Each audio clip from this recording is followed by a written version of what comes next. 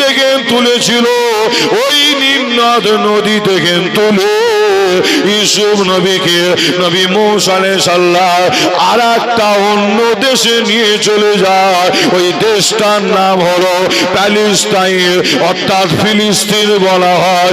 যে প্যালেস্টাইন, ফিলিস্তিনের জমিনে মসজিদুল আল আকসাকে দখল করার জন্য ইসরায়েলের ইহুদিরা তারা বোম দিয়ে, গুলি দিয়ে, বারুদ দিয়ে, রকেটের হামলা করে হাজার হাজার মুসলমানকে শহীদ করে দিচ্ছে।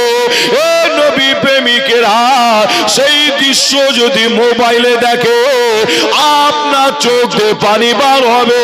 ছোট ছোট বাচ্চাদের ছাড়া হচ্ছে যে না হসপিটাল, সেখানেও বোমের হামলা করা হয়। এ যুবকেরা, প্যালেস্টাইনের মুসলমান, তাদের ইমানি পাওয়ার, ইমানি ক্ষমতা আল্লাহ এত দিয়েছে, তারা অন্যায় মাথা নত করে না, ইসরায়েলের কাছে মাথা নত করে না, ইহুদির কাছে মাথা নত করে না। তারা আল্লাহর ঘর মসজিদকে ইবাদত করার জন্য তারা শুধু তাদের শরীরে রক্ত না, জীবন দিয়ে আল্লাহর ঘর মসজিদকে তারা হিফাজত করার চেষ্টা করছে।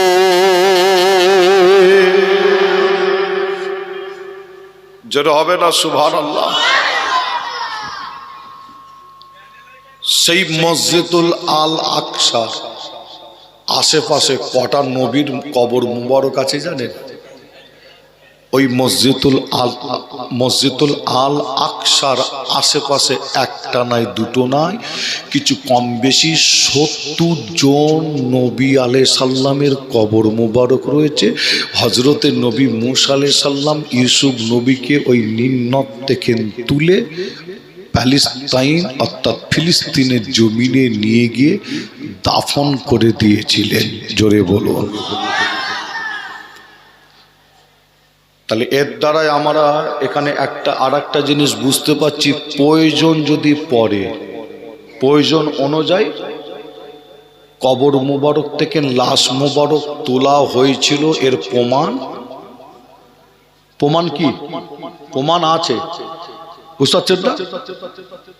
প্রয়োজন অনুযায়ী লাশ মুবারক কবর থেকে তোলা হয়েছে, এর প্রমাণ একটা নাই, দুটো নাই, অনেক প্রমাণ আছে।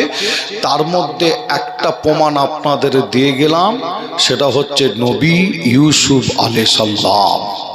আমি আসিম বিল্লাহ, আমার মতন যে পিজ্জাদা, আমার মতন মৌলানা সাহেব, আমার মতন হাফেজ সাহেব, আপনার মতন মৌলানা, আপনার মতন হাফেজ জেনা, তিনি ছিলেন কে?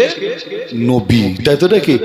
জান্নাতের সরদার ইমাম হোসেন হুজুরের শের মুবারক, আল্লাহ যাকে জান্নাতের সরদার করেছে, তিনার শের মুবারক একবার নাই, দুবার নাই, মাটি খুঁড়ে দুবার তোলা হয়েছিল তিনার শের মুবারক। যে প্রমাণ হয়, তবে প্রয়োজন পড়লে তিনি একজন ওলি হোক, তিনি একজন পীর হোক, তিনি একজন মাওলানা হোক, তিনি একজন হাফেজ হোক, তিনি একজন বড় মাওলানা হোক, তিনি একজন আল্লামা হোক, প্রয়োজন পড়লে লাশ মোবারক তোলা হতে পারে। প্রয়োজন পড়লে মনে রাখবেন যে আপনাদের ছোট ভাই ছেলে হিসাবে আপনাদের যারাই, আমি আসিম বিল্লাহ সিদ্দিকী আপনাদের কাছে এসেছি।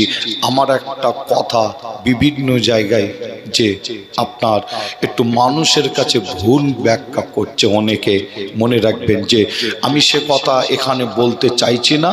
তবে জ্ঞানী যারা বোঝে তারা শুধু ইশারা দিলে নিশ্চয়ই ধরে নিতে পারবে যে আমি আসিম বিল্লাহ সিদ্দিকী কোনো ওলিকে কেন্দ্র করে কোনো বিয়াদবি কথা আসিম বিল্লাহ সিদ্দিকী বলতে পারে না। মনে রাখবেন, কোনো অলিকে কেন্দ্র করে আসিম বিল্লাহ সিদ্দিকী বিয়াদবিমূলক কথাবার্তা বলতে পারে না। মনে রাখবেন যে হ্যাঁ, কেন? অলিদের সম্মান করি, অলিদের ইজ্জত করি।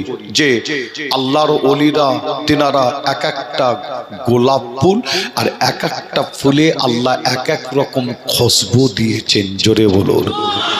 আমার আল্লাহ মুজাদ্দিদুজ্জামান দাদা হুজুর পীর কেবলা রহমাতুল্লাহ আলাইকে আল্লাহ কত বড় নিয়ামত করেছিলেন আপনারা প্রত্যেকেই জানেন। তিনার